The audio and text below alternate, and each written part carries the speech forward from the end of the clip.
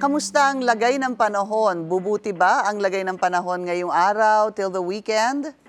Kung ngayong araw naman, inaasahan nga natin may mga paulan pa rin dahil sa IPCZ sa Mindanao, Visayas, Bicol Region, Mimaropa at Quezon. And then, shear line, nagpapaulan rin sa Cagayan, Apayao at Isabela, samantalang northeast monsoon ang nagdadala rin ng mga paulan sa Batanes at Babuyan Island. Sa nalalabing bahagi ng bansa, kabilang ng Metro Manila, mas magandang panahon pero may mga tsansa pa rin ng mga may hinang pag-ulan.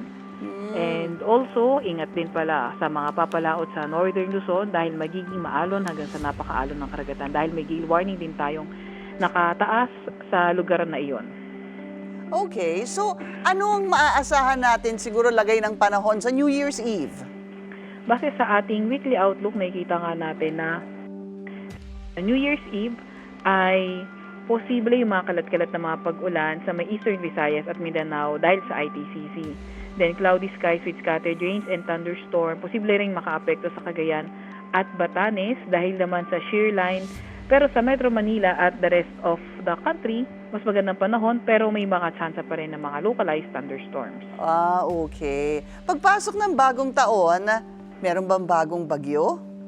Sa ngayon naman, base rin sa ating outlook, napakababa pa ng tsansa na magkabagyo na magkaroon pa ng bagyo this year.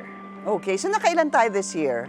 Naka-18 tayo. Huli actually, yung pumasok at nabuo sa PAR ay 17. Pero si Romina, tinala rin natin siya, binigyan natin siya ng local name dahil ito ay kahit nasa labas ng PAR, nakaapekto naman sa ilang bahagi ng bansa at nagkaroon din ng signal sa ilang parte din ng bansa natin. Okay, maraming salamat sa iyo, Pag-asa Weather Specialist Veronica Torres.